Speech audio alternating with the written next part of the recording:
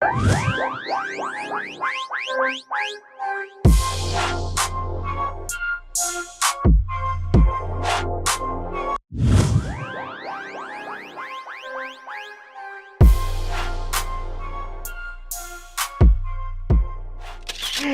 right, hello guys. My name is Joan and welcome to Freaky Table. Kwa and Yana joining me in the house. We have a very interesting thing to talk about, and that's the influence of influencers. Hey. There is one Nigerian socialite or Instagram sensation or an influencer. His name is Tunde Enot. Why we're talking about him? Because that man got a whopping 1 million followers on Instagram in the space of 24 hours. I mean, who does that if you're not Ariana Grande or Beyonce or Kylie Jenner? But he did, and in less than 72 hours, he lost all those followers. And today we are talking about he's a major name in Nigerian entertainment, but back home here in Cameroon, we're just wondering which Cameroonian entertainer or socialite or social media model or sensation can actually garner 1 million followers in 24 hours. You guys are welcome. By the way, you look amazing. In fact, only your outfits can gain 500,000. 500,000 what? Followers. Dollars or France CFA? Let's be 500,000 followers on Instagram. Stingy man. What am I You know, what am I very doing stingy. We need that. Meanwhile, yours might lose that is 500. No, I was saying you're you fine. saying? That's what I was saying.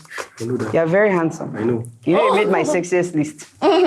Well, The thing about it, I don't know. But can we move on? yeah, we're moving on. Welcome, guys. Welcome. The power of social media, right? Yes. You know, in media, we now include influencers in media because, I mean, they use them as medium to move things, to share messages or carry on information from one end to another, right? And Tunde Enot is one name in Nigeria. In fact, in Africa now that everybody's talking about, he's trending on social media, has been trending ever since he lost 1 million followers in 72 hours after getting them.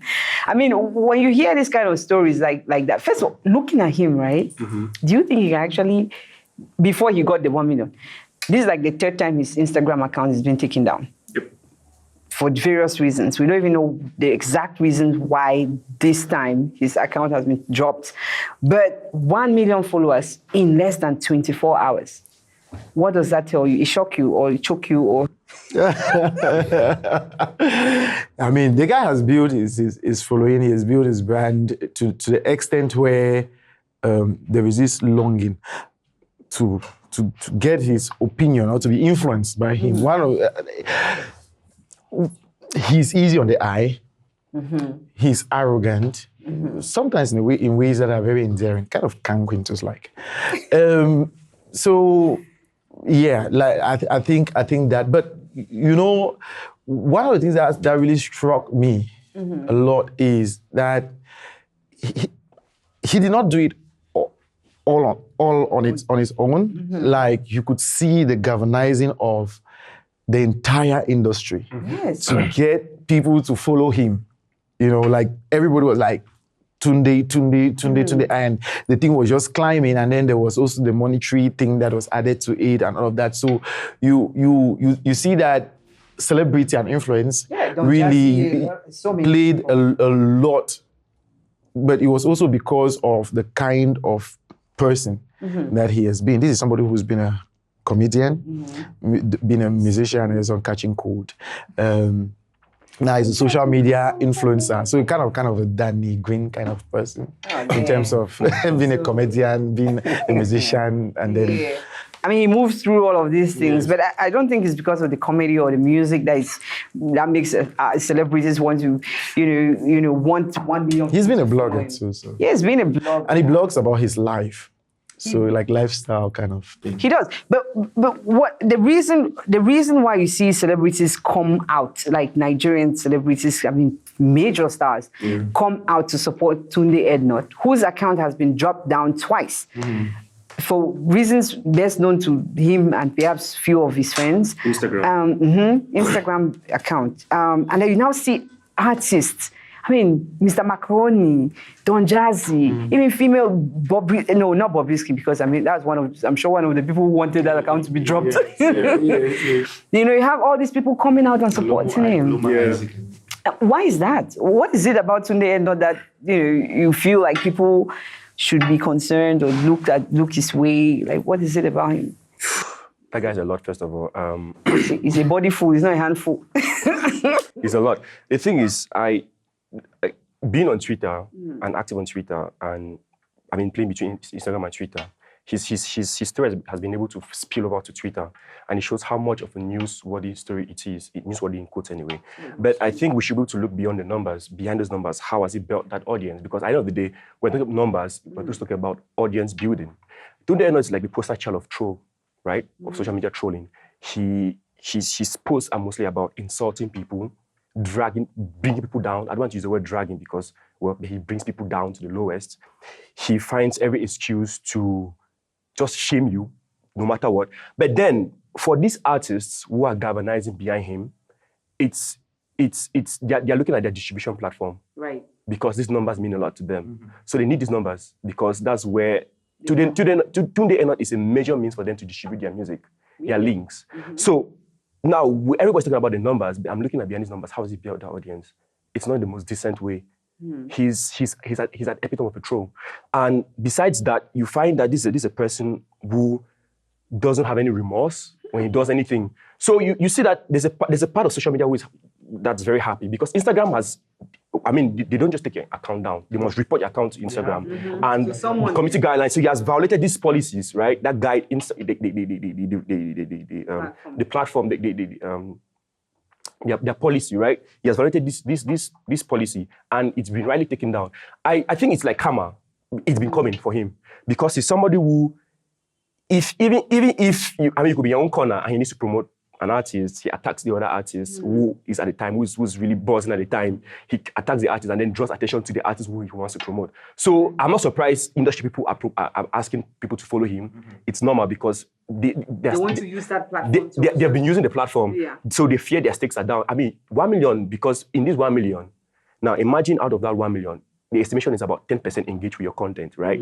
And 10% engage your content, which means it's going to be other people who don't engage, who just view your content. So if, let's say, 5 people like, it may be recommended to you that this person has liked this post on Instagram, if you check it. And because the way the Instagram algorithm works, if you like a picture, it features on other people's feed or in the Discover feed. So these people think about these things and what his platform has and can give them these things. And you're losing numbers. And we're in the game of numbers, I know the day. But then the quality of the numbers, I'm looking at the numbers and I'm like, okay, well, he did not deserve them in the first place. And when he lost this amount of people, there were some people saying, well, he may have bought them. I'll not be surprised because Tunde has no standards. He will go low as his height, to do anything. I really do not know much about him. He's not one of those people that. The thing is, you cannot escape him.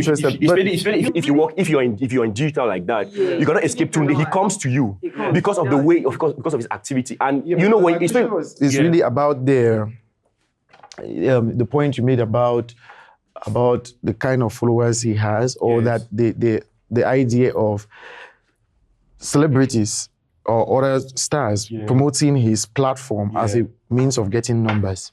How does that square off with, say, an artist like Don Jazzy, who definitely has the numbers, who has the thing is, Don Jazzy is like the industry guy. Like everybody just wants to be cool. Don Jazzy is just cool. Everybody. He's not. But I'm not saying I use Don Jazzy as an example of all the other stars who. No, see, at the end of the day, right? These people invest money in platforms and media because they understand the games, the number of games, right? At the end of the day, it's a distribution channel. They cannot underplay any. That's the point. It's a distribution. Yeah, but this is my point. That once you're using when you're talking about distribution, you're talking about a channel that is separate from your own distribution, distribution channels that you can use. So if I already have the platform where I can get to these people directly, why do I send them to also subscribe to Tunde Right, when because I'm on Instagram and telling my followers to go and subscribe to him. This is the thing. Your followers. No, this is the thing. This is the thing.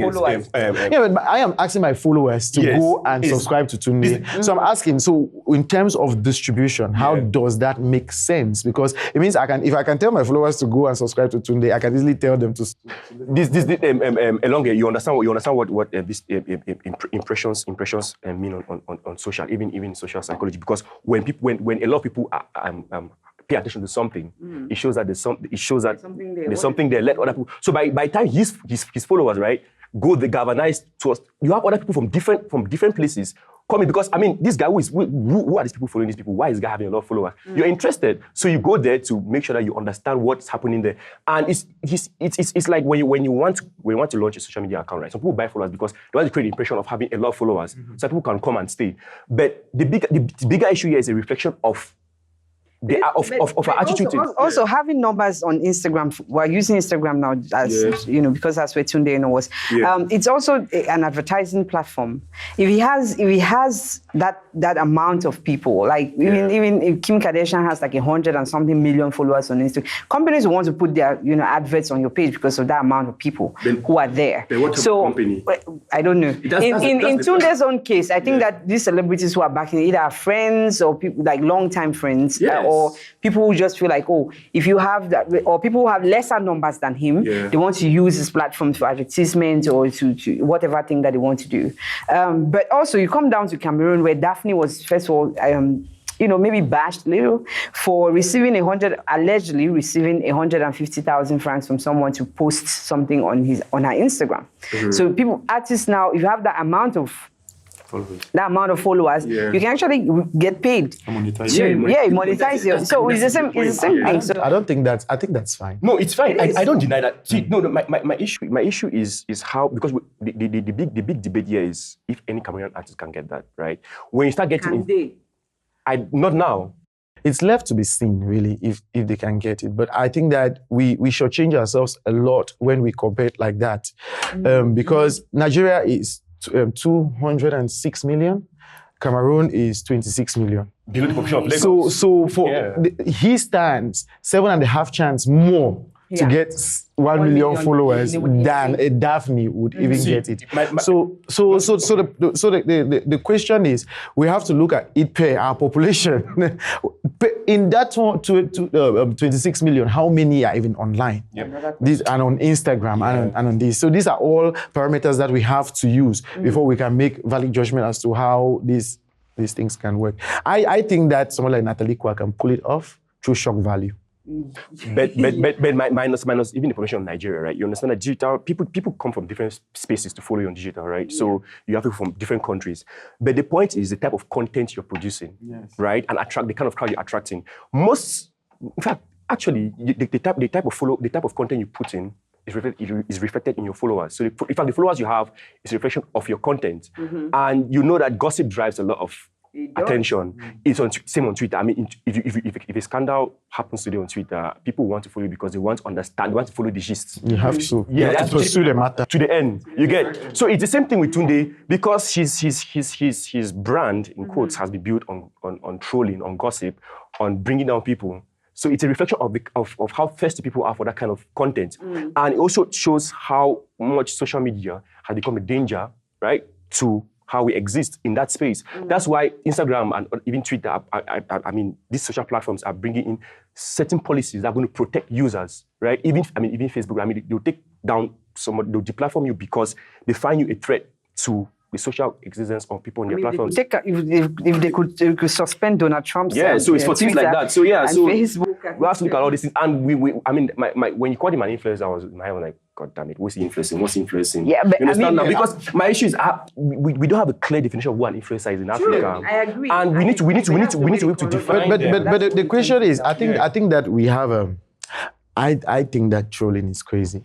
But I also think that we have a kind of moral overtone even in the way we look at influencers. And quite frankly, that's not something which is you can actually measure, because most influencers influence for the wrong reasons.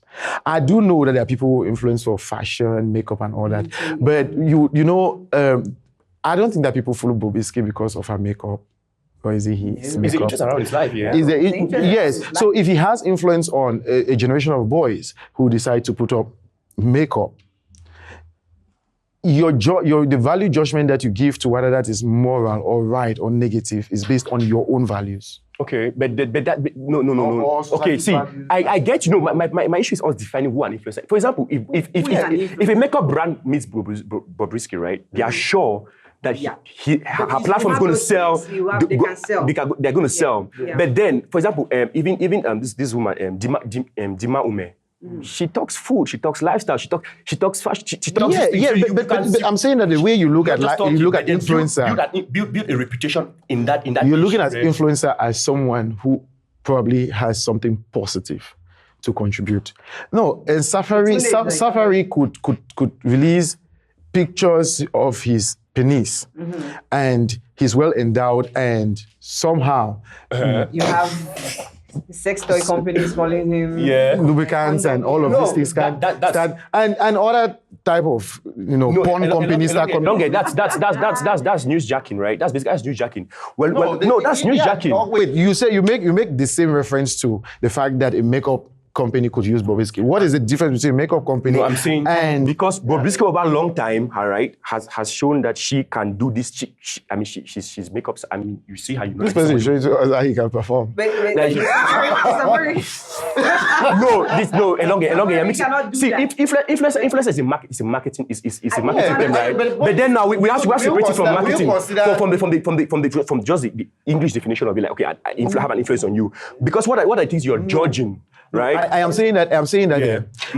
We cannot just look at it from marketing, but from the social impact of it. Because yes, it's that's it. You cannot have it without the social impact. Yeah. The thing is that you've commercialized the influencer to bring the business part and the economic part of it. Yes. But the influencer as just a social phenomenon is somebody who has. That's tautological. The person has influence, can impact, can change this course exactly. So in that sense, a troll can be an influencer. True. In a sense, it can be an influencer. A troll can be an influencer. He might not be in terms of. Do you think that, for example, in a society like ours, where there are restrictions to sexuality, do you think that Kiki is an influencer for LGBTQ causes? Kiki Bandi. Influencer. I think that's a negative. No, I know. I think because I'll call more. Not an influencer. Activist, but more of a provocateur because she's able to steer these conversations, right? I'll call. You think if Kiki, we should be able to separate these things because people drive conversations without having any influence. They drive conversations, right? For example, a brand needs to launch a campaign, right? Yeah. For let's say for mugs. You sorry for give a win. Go on.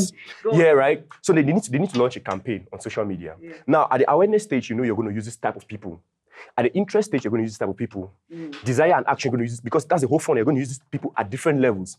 But now, when it concerns action, you're not going to use the same person you're going to use at the awareness level because they have different things they provide to you. The reason why you're using them, why? Yes. The reason why you're using these people, whether it's at the early stage or mid stage or end stage, is it not because they have influence over a certain? No, sometimes it could be because they just have numbers, right? And when these numbers, when they have how clicks, did they achieve those numbers? It's not just via lifestyle or something that. Yeah, but not necessarily. Sometimes it could be a parody, not necessarily. What you're saying is this. People go post, can you slap me for 50K? And they get people have like 50,000 followers. Come on. Like. I get that people you can have numbers and you don't have influence. That's you can have following without that type of influence. And I understand the thing about you can move from awareness to knowledge to action to practice. That's fine. But the fact is, I'm saying that when it comes to influencers, to be tagged to be given the tag influencer, you should be able to change from awareness to practice. Yes. So I'm asking you, do you think if you were supposed to call LGBTQ influencers in Cameroon, would Kiki not be an influencer? Kiki is followed by hundreds of thousands, not just in Cameroon, out of Cameroon. Do you think that Ikiki was supposed to champion something on LGBT causes? She would not be. Anyway, it's. Well, you it's won't fine. call her an influencer then. Do you think she does not? She can't change anything. Her approach to her messaging, her approach to her messaging. No, her approach to her messaging might be provocative. Yeah. It does not mean that she's not an influencer. So Tunde might be a troll. I really don't know him. I cannot judge. So but that's what they say. I cannot judge for him. But for if you can make 1 million people to come to you, who are the 1 million people you are making come to you? That's the Who question. cares? Like, you can make if you can make 1 million people come. We don't know. Why are you laughing? Shame. Why are you laughing? But now the whole question, I know that we have to deal with numbers, Nigerian numbers. The Cameroon has lesser numbers, but I mean, if you can get numbers from anywhere, but yeah. And many of our artists have been accused of buying views, or buying, I mean, the most stupid thing. Buying followers and all of these things just to attain a certain, I don't know, status, or some people should look at you in a certain type of way. Yeah. But if you are looking at Tunde's numbers, which is crazy, I mean, it's not just about the number. It's like people who made him have that number. Mm-hmm. In Cameroon, we don't have that kind of community kind of lifestyle where if say Stanley Eno wants 1 million followers tomorrow and everybody in the music industry, movie industry, vote for him for how many people? Wait, June. We're not to Cameroonians are not to 500,000 on Twitter, for example. On Instagram, we're not to are we up to 1 million? Well, even I think it's probably Facebook. We have like 3.5 million on Facebook. But it's not just Cameroonians who are following you. That's now. what I'm saying. No, look about Cameroon. We're trying to bring the example home, right? And I earlier said on digital, you could get following from anywhere, but just Cameroon alone. Primarily, you should get it from home. Yeah, primarily that's what I'm saying. But we don't even have those numbers online to begin. Like Elonga even said, we don't have those numbers to begin with. Let's take something like better media, better things rather. Better things. They are very niche. It's Anglophone in Pidgin, so the community is really streamlined to very. I also feel that it's very organic. Yes, and it's very organic, right? So now you have like 30 something, over 30 something. I don't quite remember the numbers, but something like that. But you see, okay, now that's a blog which is a reference point for news in Cameroon. It's not better things. You're not sure. You don't think it's going to be anywhere. Mime for two. I think better is more of community. Mime for is almost political, but then they report the news, right? So these platforms are there, but then what is their following already? But and also you have to look at following from point of interest, right? For something like Poise Social, who really drive social cultural conversations, right? On Facebook, like they're on 10,000. But you see how much 14,000 now, we have 14,000 because you see how much it drive the conversation on Facebook. So you see that at the end of the day, we have to look at these numbers and try to look at how much what these numbers really mean, not on the surface level, right? And we cannot start judging Cameroonians are not really giving these artists this number of following when this amount of Cameroonians we hope for, and on social, just 3.something million people on Facebook. How many Anglophones are there? How many Francophones are there? And people should follow Poise Social on Facebook. Poise Social. Follow Poise Social. There's blogging in Cameroon. If you want to have sense. If you want to receive sense. Blogging in Cameroon. Yes, Wanji, Tino, you guys. But besides that, I think when you're talking about like people who influence in Cameroon, if you are doing like we're giving shout out to Poise Social, also give to Better Things, Mimi Mef, obviously, Cameroon News Agency. We also have 237 Showbiz for music lovers. That's Cameroon music lovers. Like this, there's a point I never used to really like 237 Showbiz because of the way they kind of the type of content, but they're able to just amplify whatever's happening in the entertainment space. So yeah. J. Martins Akwa as well. For those who follow him, Mr. X, he has his own things. I mean, those are some of the platforms that we have that people should really move towards. If you want to wake up in the morning, like I wake up in the morning, I check these platforms to see what's happening and try to check it out. So please, I beg you guys. If artists want to get those Tunde numbers right, if they want to get Tunde's numbers, follow us. Follow Freaky Table, by the way, on social media, on Instagram. It's a new account, so we don't have too many numbers. But please, with your help, we can actually. If you want to keep up with what's happening, follow us. So please follow those platforms, those news platforms, music platforms. And you also need a boy toy. Please hit him up. If you need, you can call me if you want. Oh Lord. Oh Lord. We're talking about influence. Those people who can actually influence 3D, designs and construction. I mean, This guy, can they influence your tastes in housing, construction, and design? Yes. If you want better design for your house and you want that for construction, go for 3D design. construction. Right? Legend construction. Yes, right? 3D legend for design and construction. Okay. Yes. Tino, I just don't buy plots. House design. 3D legend. You don't finish. We go see you. Hold and tight. We serve hold and tight for a year.